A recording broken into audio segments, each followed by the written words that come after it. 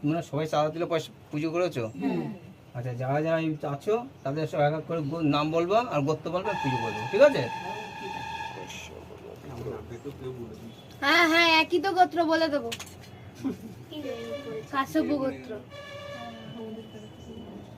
তাদের নাম, তাদের আশীর্বাদ ওম তস্যুতোমাঘ মাসে শুক্লপক্ষে পৌর্ণমাসে স্থিত। নাম বলো। গোত্র